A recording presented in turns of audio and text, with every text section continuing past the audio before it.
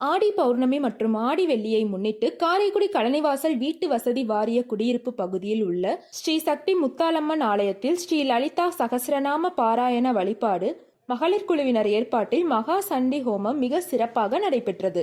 விழாவில் காலை முதல் கன்யா பூஜை, சுவாமி பூஜை மற்றும் சண்டி ஹோமம் நடைபெற்றது. பக்தர்கள் பெருமளவில் கலந்து கொண்டு ஜெபஹோமம், மகா தீபாரதனை காட்டப்பட்டு பக்தர்களுக்கு பிரசாதங்கள் வழங்கப்பட்டது. காரைக்குடி நகர சிவன் கோவில் அத்தியான பட்டர் ரவி சர்மா தலைமையில் நடைபெற்ற மகா சண்டி ஹோமத்தில் பக்தர்கள் பெருமளவில் கலந்து கொண்டு அம்மனின் அருள் பெற்று சென்றனர்.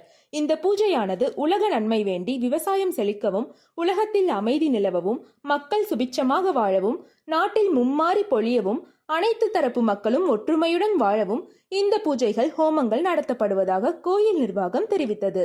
இந்நிகழ்ச்சிக்கான ஏற்பாட்டினை என்றென்றும் இறைப்பணியில் உள்ள ஸ்ரீ லலிதா சகசிரநாம பாராயண குழுவினர் வெகு சிறப்பாக ஏற்பாடு செய்திருந்தது. மேலும் செய்திகளை உடனுக்குடன் தெரிந்து கொள்ள வாய்ஸ் ஆஃப் காரைக்குடி நியூஸ் சேனலை ஃபாலோ பண்ணி லைக் அண்ட் ஷேர் பண்ணுங்க.